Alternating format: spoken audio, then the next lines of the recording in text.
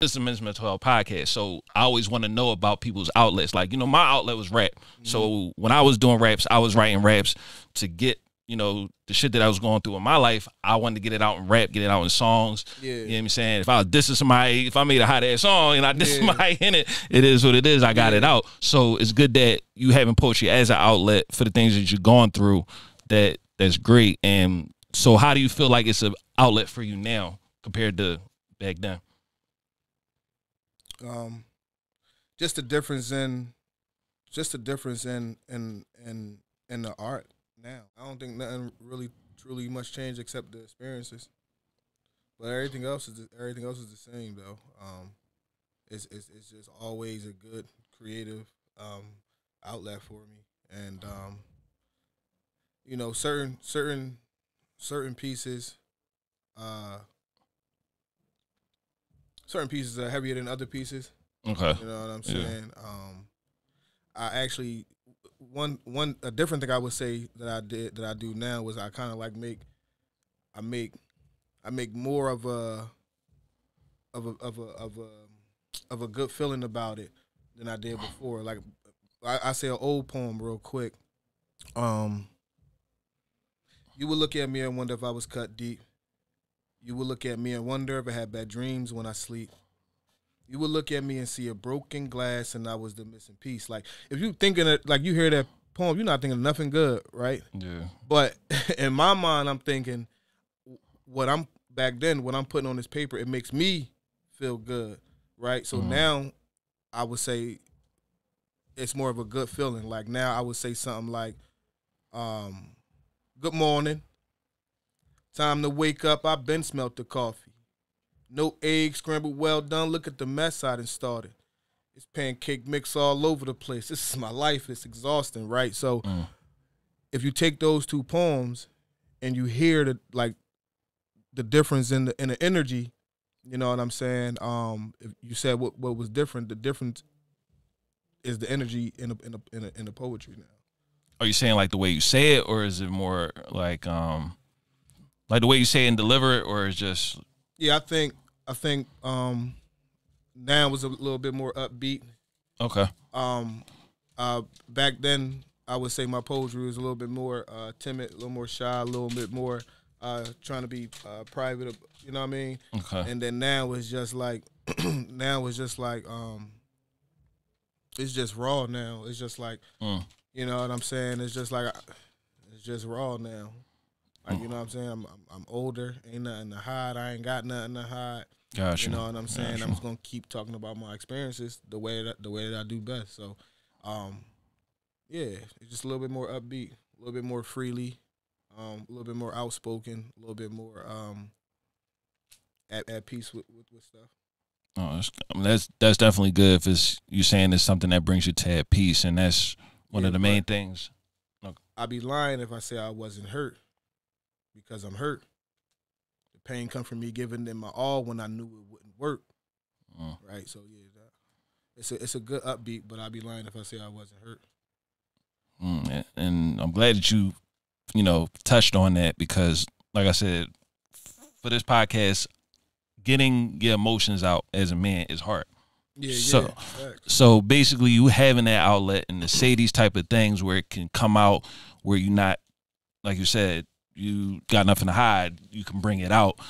That's very key, and that's why I was stating about you having it out as an outlet, because with a lot of men, we don't have like that type of outlet. Usually if it is, it could be something destructive, you know what I'm saying? Yeah. Violence, drinking, any type of drugs or whatever. But it's good that you have something healthy to say these type of things and then get it out and not, be ashamed of it, you know what I'm saying, and just, get it out to the world. Yeah. Real quick though, and some of those outlets, they not healthy. You know what I'm saying? No. I'm going to be 100 with you. Like, I'm a victim to all of those outlets. You know what I'm saying? Poetry is just the better outlet for me. Facts. You know what I'm saying? But my bad, what you about to... It's good that you said that those type of outlets were unhealthy and that you did go through those, but you chose the route of poetry. Now, what do you think, as just being a man growing up, from the things that you went through as an adolescent to as a grown man now, what do you think are the causes and effects of what, you know, having bad mental health means and the things that you're going through and the struggles of how you can get through them.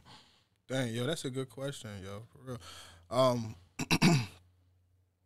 One thing I would say is this.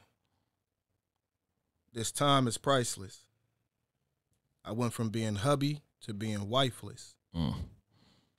From thinking I have control of my anger to understanding this is a mental crisis. From not wanting to fight to becoming Tyson. From never wanting to bear a gun to becoming licensed. The pixelated screen screams, help me, because we learn from what's on the screen. And if daddy's not around, then mommy screams. Daughter don't know how to handle an intense scene. Son is left confused, not knowing how to lead. And nothing will ever change because the whole squad no lead. So it's crazy that you asked that question, right? And then that whole poem right there. That was dope. In a nutshell, it really is the cause and effect.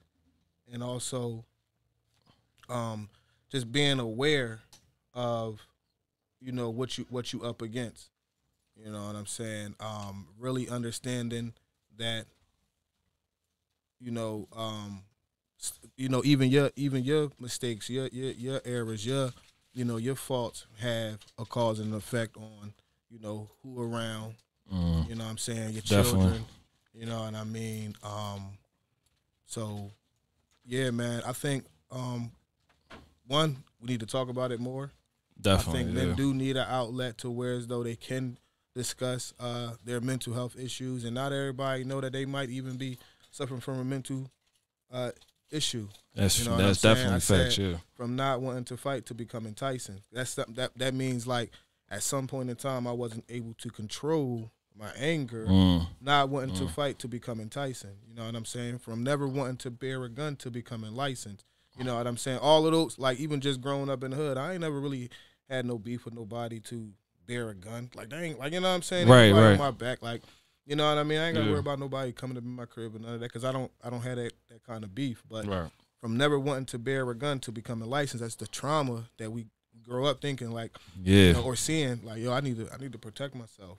And sometimes, like, you know, these Jones ain't enough. Like, not at all. Not now. Like, you know what I'm saying? Definitely back in the day, now. we could rumble and get it in, and, you know, they'll talk that, oh, I'm coming back. They ain't coming back. They coming back now. Right, definitely. They definitely spinning the block now. Yeah, but, definitely. You know what I'm saying?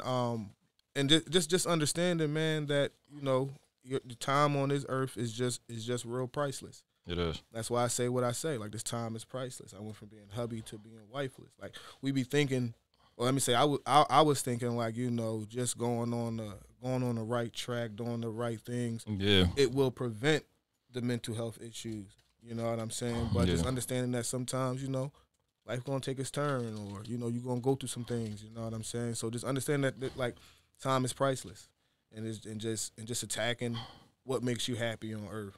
You know what I'm saying? And the flip side of that is, like I said, I'll go back to the effect that it has on you, it has on your peers, your family. Yeah. You know what I'm saying?